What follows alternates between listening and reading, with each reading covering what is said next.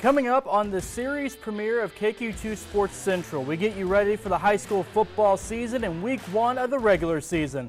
Plus some of the best sports figures in our area's history going into the St. Joseph Area Sports Hall of Fame this weekend. Justin Thornton to the 25, 20, 15, 10, 5, out of bounds. And the 2025 college football season kicks off next weekend for Benedictine, Missouri Western, and Northwest Missouri State. We take a look at these 3 teams' opening week games.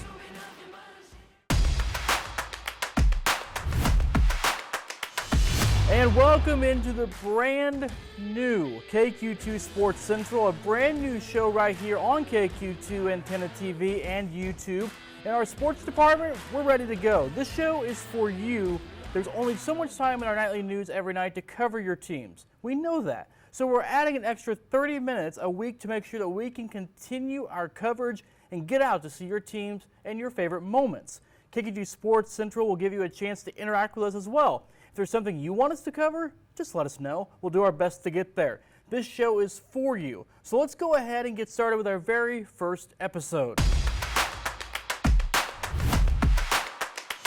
Let's kick off the show with a look at the upcoming 2025 high school football season. Missouri, well, they're getting started on Friday, and Kansas followed right behind them, which means football tonight is coming back. Are you ready? This is what they work for, the chance to put on the pads, going out there with a united goal, to win every single game when they step out on the field. Some will feel the emotion of a win, others won't. But those losses can fuel the motivation to do more, to be better, and to plant their own flag on the top of the mountain.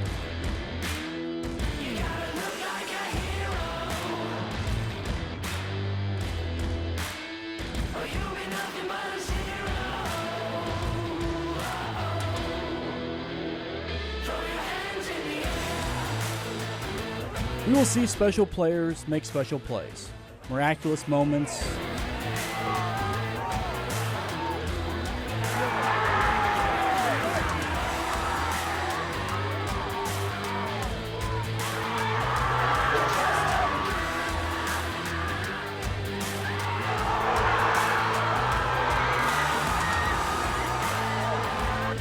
it's football season after all.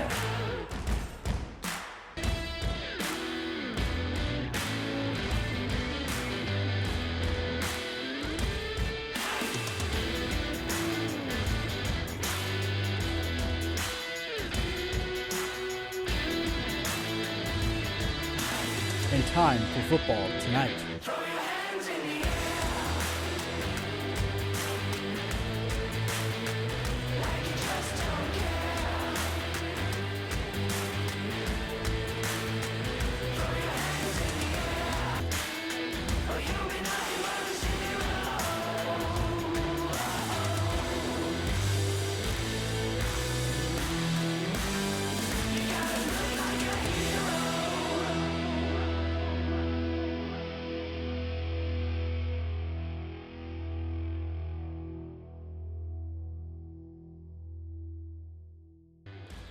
So this season's Football Tonight schedule, August 29th, the first episode of the season, 10:35 p.m. right here on KQ2 on Friday night, and you can catch it on KQ2.com.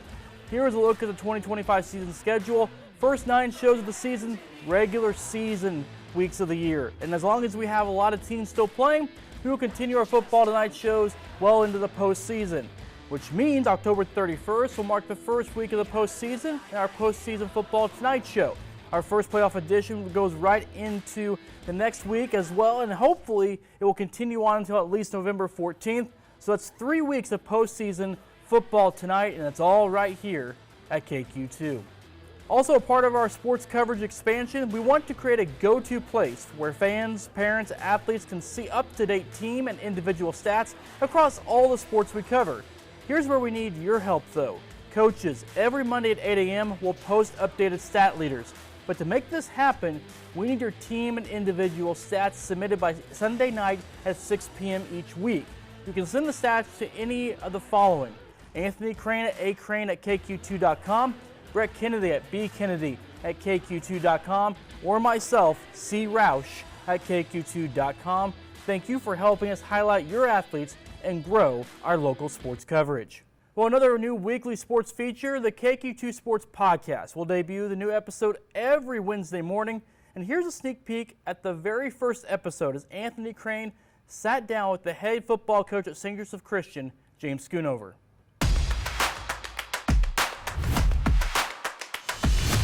That was our family ingrained. Like it was kind of one of those things. People were like, "Did you have an option?" It's like, well, it's not that we didn't have an option. It's just all we knew with it. My dad was very successful in college. My mom was very successful in college. Sports was kind of our mission field that we were just growing up in, and it was also something that whatever you commit your time to, that's where your heart is, and so that's what we committed our time to, and so that's what we kind of grew fond of and built bonds with, and that's where our friends were for that. So my earliest memories are sports. Motivation is just to achieve the state title, then it's hard. Because to be honest with it, I mean, it's a worthy goal, it's a fun thing, but it also doesn't have, it's not something I think about now at 32. It's like, oh, that state championship. It was the relationship with the guys, it was the work put in. Because it was kind of just who we were and our standard of working hard, and then letting the fruit from that labor, could be a state championship, might not be, but because we focus on who we were and our culture with that, then it was just kind of your expectation. We're going to show up, we're going to do the extra work, we're going to do this, and there was always good leadership through Mountain City. I think a standard we should have in life is to leave everything we find better than we found it. And so I wanted to be on a good route. I found it in a good place. I want to leave it in an even better place. I also treat it like I'll treat a business. I want it to be where it's not based on me. I'm not the keystone factor of it is, there's systems in place and a culture in place. The culture is the biggest thing. Well, still ahead here on KQ2 Sports Central, we take a look at our local college football teams, including Benedictine, Missouri Western, and Northwest Missouri State. And coming up next, the 2025 St. Joseph Area Sports Hall of Fame class being enshrined this weekend. Stay tuned. You're watching KQ2 Sports Central. He's Mr. Golf. You know, if anybody's played golf in St. Joe, he's probably had his hand on it somewhere, shape or form.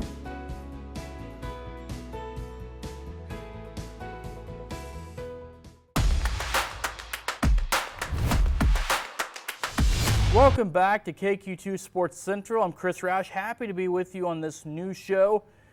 And when Brett Easley took over as the St. Joseph Sports Commission's executive director, he didn't want it just to be about bringing events to the city. That's important, but it's also about honoring the legends and greats of St. Joseph's history with the Area Sports Hall of Fame. 11 individuals and one team honored and inducted into the St. Joseph Area Sports Hall of Fame. 7-time AAU powerlifting champion, Bob Bowles. The thing about Bob that's phenomenal is how long he competed. I retired from competition at 47, so I did 30 years of it, but he was still competing in his early 60s. Local boxing legend, Rob Calloway. He was always an individual who was very competitive. PGA Club professional and former Missouri Western golf coach, Mike Habermel. He's Mr. Golf. You know, if anybody's played golf in St. Joe, he's probably had his hand on it somewhere, shape or form. Kansas State standout and 8-year veteran of the NFL, Elijah Lee. He was going to do the best he could. He outworked the players, and he gained a lot of respect from his teammates because of that effort that he put in every day at practice, which carried over to the games. Men's fast-pitch softball star, Chris Meljavic. The original voice of Missouri Western Athletics, Bob Orff. The thing about Bob is he's very professional, and just ultimate professional. Multi-sport Central High School star and University of Kansas football standout, Justin Thornton. Justin Thornton to the 25, 20, 15, 10, 5, out of bounds. 3-time Missouri State High School tennis champion, Adam Selkirk. Yeah, I think Adam was just the kind of kid that he was friendly with all those boys. He was competitive with them. They were competitive with him. Bishop LeBlond and Benton High School football coaching legend, Don Tabor.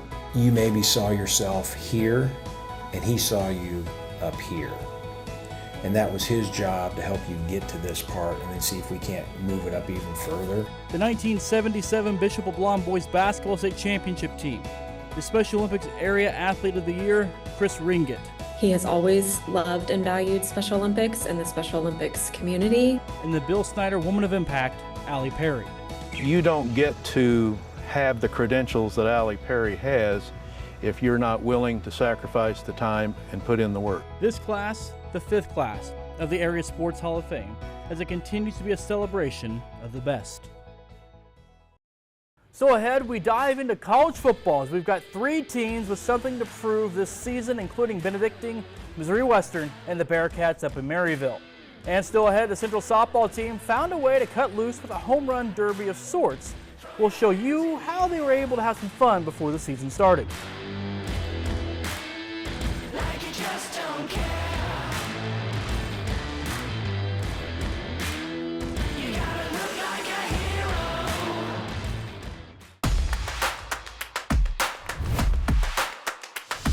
Well, the college football season is upon us, and for teams like Mo West and Northwest, these programs are trying to climb to the top of the MIAA. Well, at the NAIA level, the Benedictine Ravens made it all the way to the semifinals last year and returned a few All-Americans poised for success. Let's take a look at these teams as they get ready for their first games. John McMenamin and the Bearcats start their season on the road in a non-conference showdown, giving the first-year head coach his first big test right out of the gate. It's easy to wake up in the morning. It's easy to go to work. It's easy to, lead this crew, when it's a special place. And so, you don't know until you're in it. I've said that before, but once you've been a part of Maryville and the Bearcat, and the saying of once a Bearcat, always a Bearcat is really, really true. The Bearcats have produced 29 consecutive winning seasons. Although last year's season was a disappointment, plenty of the Cats wanted to come back to get the program to the top of the MIAA again.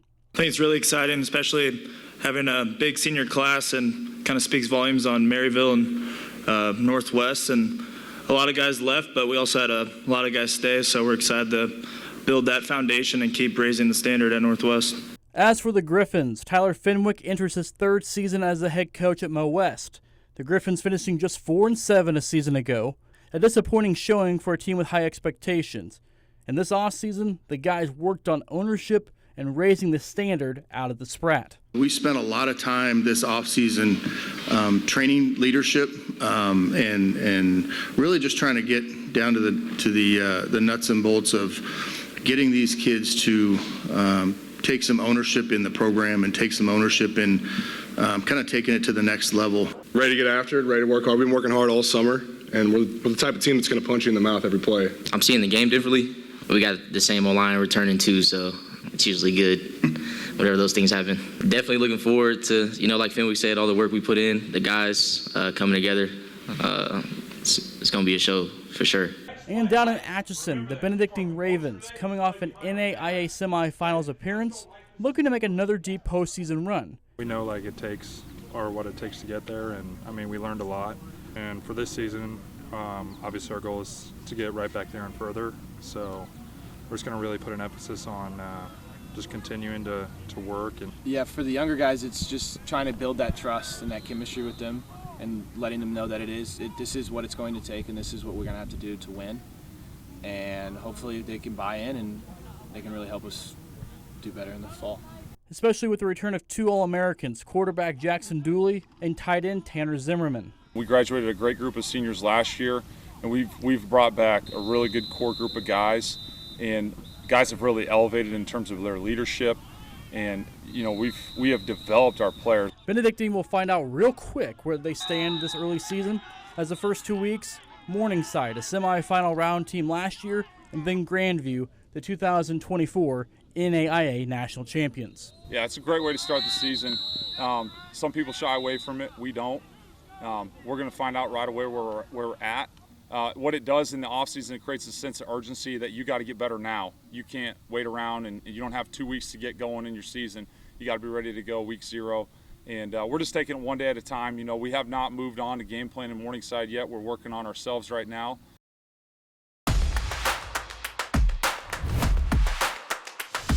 So the Bearcats kick off their season on Thursday at Minnesota State Mankato against 11th-ranked Mavericks in John McMenamin's first game as the Cats' head coach.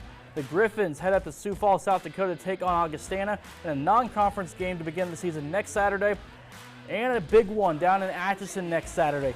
Benedictine hosting another top program in the country, Morningside at 1 o'clock. Morningside also made it to the semifinals last season, so 2 of the 4 teams in the 2024 semifinals meeting in week 1 on Saturday down in Atchison. And coming up next, we take a look at the early season schedules for soccer, softball, and volleyball. Plus, the Central softball team found a way to host a home run derby of sorts before the season began.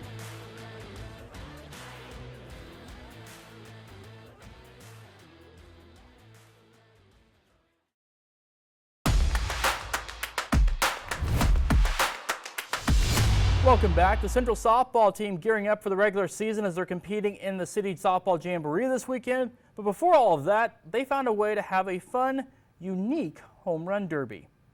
As a new softball season begins, Buzz Verduzco's Central softball team having some fun and a little competition. 2 teams, each with 2 guest hitters. So which one of you is going to hit more? About 1 minute and 30 seconds.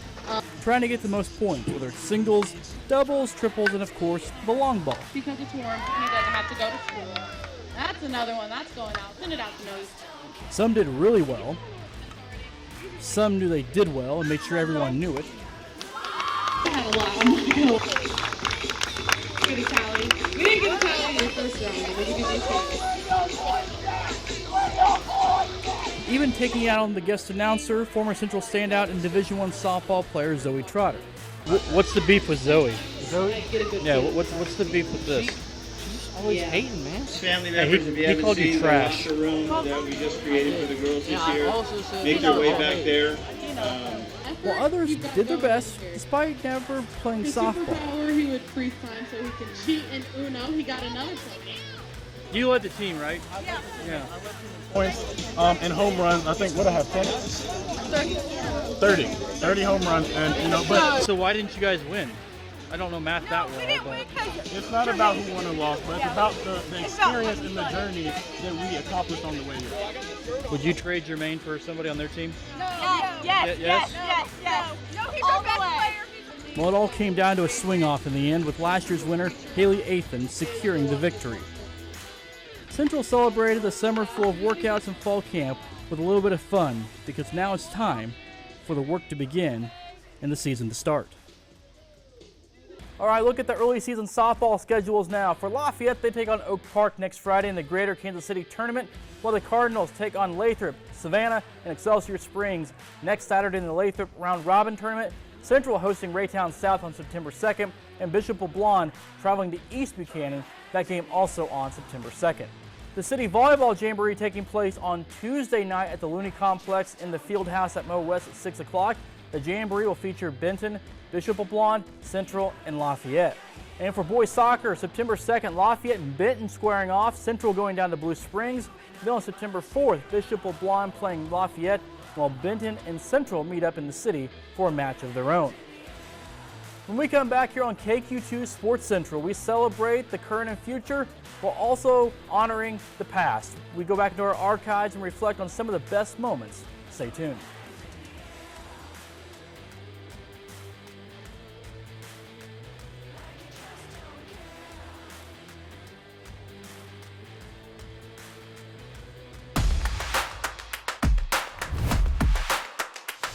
Before we get out of here, KQ2 Sports Central is all about bringing you the latest across our local high school and college landscapes.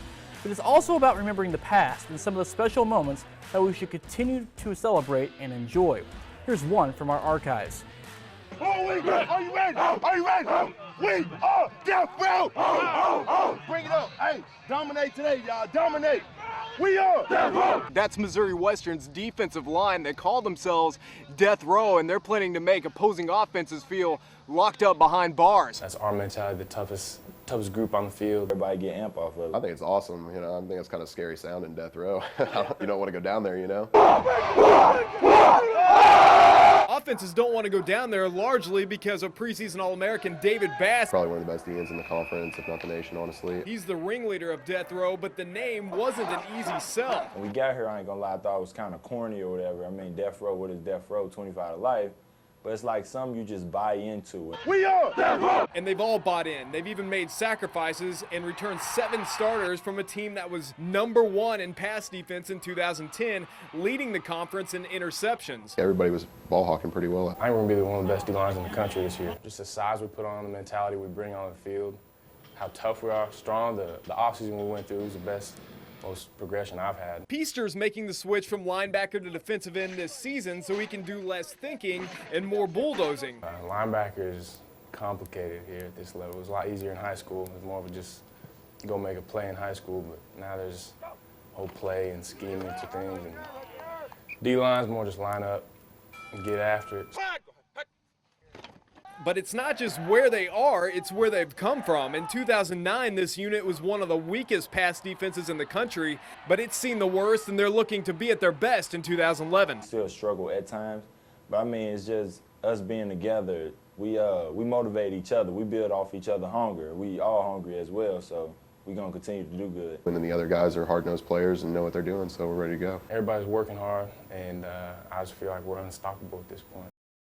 All right, and here's what's coming your way new this fall. Football tonight, that's still Fridays at 10:35 p.m. on KQ2 and KQ2.com.